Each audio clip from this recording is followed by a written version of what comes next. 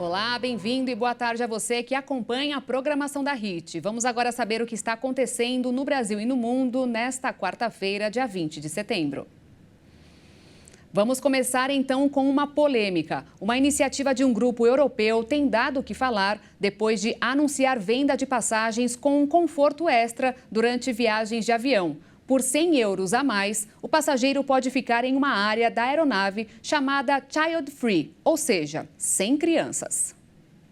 Atualmente, há diversos hotéis, por exemplo, que só hospedam adultos, inclusive no Brasil. A ideia é que as pessoas sem filhos ou que estão viajando sem eles não lidem com hábitos infantis absolutamente naturais, como gritos, choros e correrias. O grupo Corredor, em parceria com a companhia espanhola Worldfly, decidiu incluir essa ideia em aviões e tem dividido opiniões. Nas redes sociais, enquanto alguns acharam a ideia boa, outros criticaram a separação de passageiros. Entre os comentários que concordam com a medida, estão pessoas que relatam se incomodar com o choro dos pequenos ou com os chutes na poltrona. E também mães e pais que dizem se sentir mais confortáveis dessa forma. Já em meio aos comentários negativos, muitos ressaltam que crianças não são uma categoria à parte da sociedade. No Brasil, nenhuma companhia ainda resolveu seguir o mesmo caminho e, por isso, a questão não chegou a ser discutida pela Agência Nacional de Aviação Civil.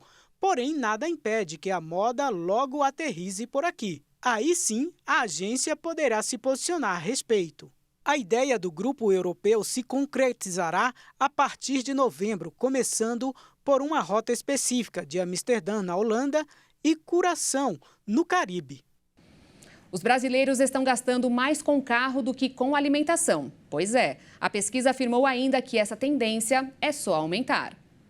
Para este ano, a expectativa é que o segmento automotivo movimente cerca de 731 bilhões e 700 milhões de reais, o que representa um crescimento de 9,2% em relação a 2022. No cálculo da pesquisa da IPC Maps, especializada em potencial de consumo dos brasileiros há quase 30 anos, com base em dados oficiais, foram levadas em consideração as despesas das famílias referentes a gasolina, etanol, consertos de veículos, estacionamentos, óleos, acessórios, peças, pneus, câmaras de ar e lubrificações, lavagens, além da aquisição de veículos. Para se ter uma ideia, somando bebidas, tanto as com álcool quanto as sem, e todos os alimentos para consumo no domicílio, as famílias devem gastar 641 bilhões de reais neste ano. Uma das razões para o aumento da necessidade de manutenção é tendência do brasileiro,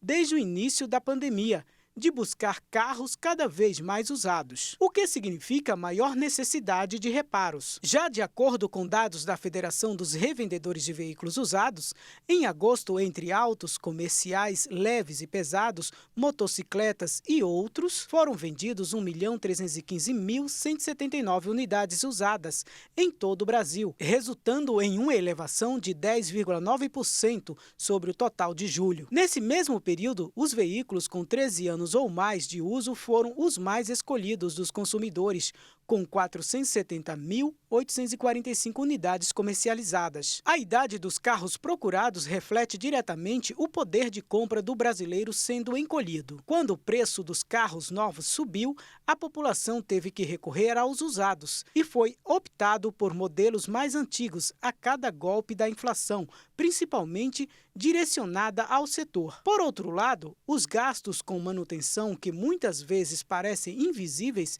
porque não são programados, vêm subindo. Com a aprovação da reforma tributária, os gastos com manutenção de veículos podem pesar ainda mais no bolso dos consumidores. Apesar da simplificação de tributos à vista, isso não significa que a carga tributária final será menor para o consumidor. Por se tratar de uma alíquota única, economistas preveem que os produtos industrializados, como os carros, ficarão mais baratos, enquanto os serviços aumentarão de preço. Vamos então agora ao Minuto da Economia desta quarta-feira.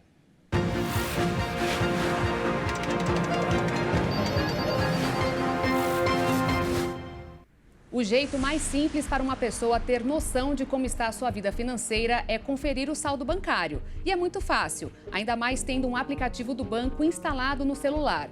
Mas no caso do governo, é um pouco mais complicado. É preciso analisar várias decisões. O tamanho dos juros básicos da economia é uma delas. Por isso, é possível perceber que nos Estados Unidos a situação começou a voltar ao normal.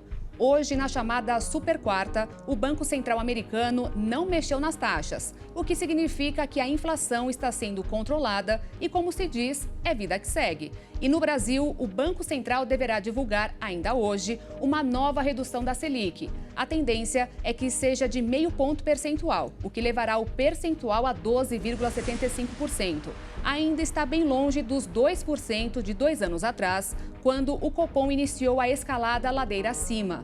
Uma situação que, em tese, segurou os preços. Mas aí o consumidor, aquele que olha o saldo bancário, como eu falei há pouco, vai fazer uma pergunta bem simples, porém realista.